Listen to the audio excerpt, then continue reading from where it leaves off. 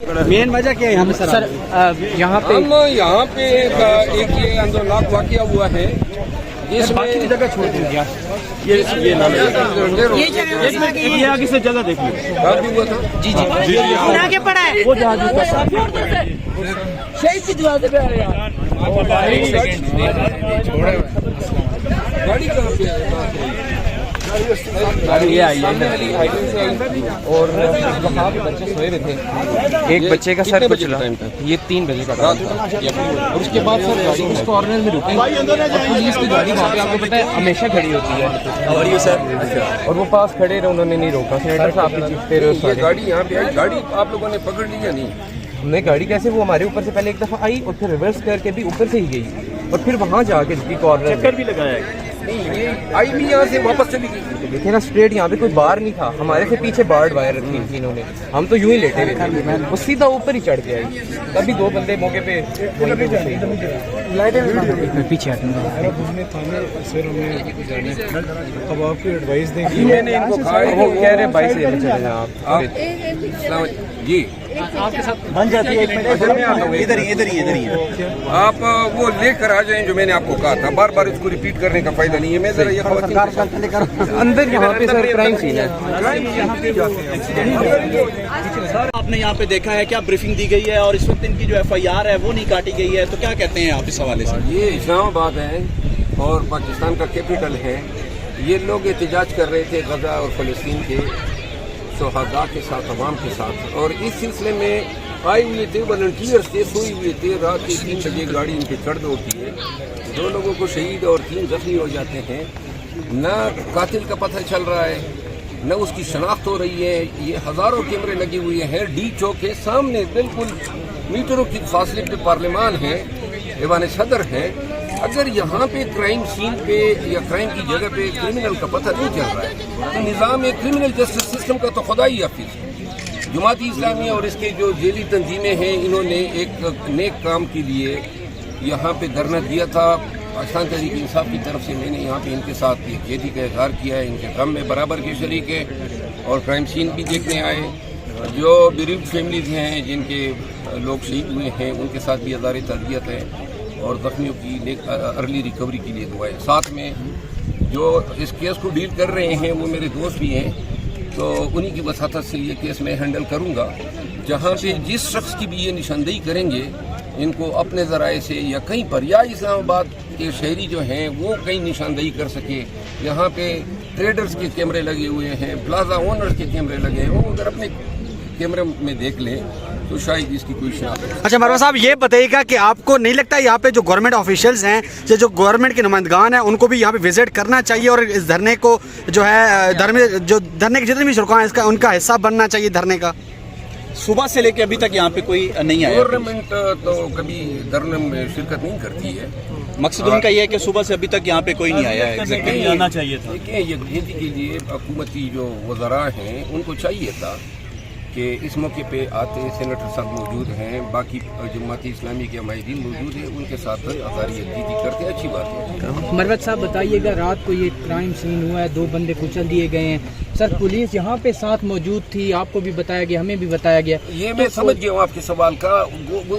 اندازہ یہ ہو رہا ہے کہ کوئی شخص جو بھی تھا اس کو بچانے کے لیے کوئی ریپلیسمنٹ کی گئی، دوسرے متبادل کو لایا گیا، اور وہ کوئی طاقتور شخصیت ہی ہوگی کہ جو اس کی اتنی اپروچ ہے کہ ایسی ایک ایونٹ میں جا کے اپنی گاڑی جو ہے لوگوں پہ چڑھا دیتا ہے. دیکھیے، یہی اشر ہیں. آج پاکستانی بچے جو بشکیک میں یعنی کرغیز کیپٹل میں پھنسے ہوئے ہیں، کل رات میں نے ایکس پہ ان کے ساتھ سپیس کیا. جو باتیں وہ کر رہے ہیں، ہمارے وزیر خارجہ بالکل اس کی الٹ زبان بول رہے ہیں. وہ کہہ رہے ہیں ہم پہ بدتریج حملے ہو رہے ہیں، ہمیں مارا جا رہا ہے، وہ خوفزدہ ہیں، ہراسمنٹ کا شکار ہیں. اور یہاں پہ کسی وزیر خارجہ کو جانا چاہیے تھا نا، کیوں نہیں جا رہے ہیں؟ وہ کرغیز گورنمنٹ جو ہے اپنی ناکامی بچانے کے لیے کہ کوئی اس ایویڈنٹ یا انسیڈنٹ جو ہے اس کی بوگی ریز ہو جائے گی تو ان کو کہتے آپ نہ آئیں. بھائی جائیں، ہمارے بچوں کو آپ کی ضرورت تھی، آپ جاتے ان کو دلاسا دیتے. وہاں پہ بچے زخمی ہوئے ہیں، وہ تعلیم لینے کے لیے گئے تھے، اور کسی کے 3-4 سال ہوئے ہیں، 3 سال ہے، 4 سال ہے، کوئی آخری سال میں ہے. اب ان کی مستقبل کا پتہ نہیں لگ رہا ہے. یہاں پہ طیارے ان کو نہیں مل رہے ہیں. टिकट उनको चार्ज कर रहे हैं और कहते हैं हमने मुफ्त में। अभी जो 2 तैयारे आए कल, सब अपने टिकट के पैसे देकर आए हैं। केपी गवर्नमेंट में जो हमारे वजीर आला हैं अली अमीन खान, उन्होंने जो है आज शाम 2 तैयारे जा रहे हैं और वो सारे जो हैं उसके लिए पैसे 6 करोड़ रुपए जो हैं केपी गवर्नमेंट ने दिए हैं और मजीद जो लोग रजिस्टर कराएंगे उनको भी लाया जाएगा। हमारी हमदर्दी अपने बच्चों के साथ है। अगर किर्गिज में हालात सही नहीं होते हैं और कंटिन्यू होती है इनकी हरासमेंट या इन पे टार्चर या इन पे अटैक्स, तो मैंने उनको बताया हुआ है कि मैं खुद जाऊंगा, लेकिन 2-3 दिन देखते हैं, अल्लाह करे ये हालात वहाँ पे ठीक हो जाए। और अगर हालात ठीक नहीं होते हैं तो अपने बच्चों के पास उधर जाएंगे, उनको दिलासे भी देंगे, उनकी हिम्मत भी बनाएंगे। मलबा साहब, क्योंकि खुफिया एजेंसी की इन्वॉल्वमेंट का बताया जा रहा है, तो क्या आपको लगता नहीं कि सुप्रीम कोर्ट ऑफ पाकिस्तान के चीफ जस्टिस को नोटिस देना चाहिए, सो मोटो एक्शन इस पर होना चाहिए और इस पर वो पूरी जो है आज़ादाना इंक्वायरी हो ताकि पता चले ये जो इंसिडेंट हुआ है, क्यों लाइटें बंद होना, फिर गाड़ी का आ जाना। आप मैं अर्ज करें ना, ये इस तरह देखिए, हम हर चीज़ को अकली और मंतकी कसौटी पे, ये 3 बजे का वक्त है। अब जो लोग सोए हुए थे वो उन लोगों को भी शायद पता नहीं था कि कौन हमारे साथ सोए हुए, बल्कि एक बच्चे का तो अभी तक पता ही नहीं लग रहा है कि वो कौन है, नंबर 1। नंबर 2 बात ये है, मुझे ज़ाती तौर पे जो क्रिमिनल लॉ की प्रैक्टिस की बुनियाद पे मैं ये कह सकता हूँ कि शायद जो भी ये शख्स था जिसने ये इर्तिकाब जुर्म किया है, इतनी दूर तक इस चौक का यहाँ इस जगह पे गाड़ी चढ़ा देना, इसका मतलब है कि वो शायद नशे में था और इसके बाद जल्दी से गाड़ी का भगा ले जाना, फिर ये लाइट का ऑफ किया जाना, CCTV तक रसाई न देना, ये फिर इस चीज़ की निशानदेही कर रहा है कि शायद उस शख्स को बचाने की कोशिश हो रही है जो वो शख्स था। अगर नशे में नहीं भी था, लेकिन कानून ये कहता है कि अगर कोई नशा करके लोगों को मारता है तो उसको सजा वही मिलेगी जो बगैर नशे के लोगों को मिलती है।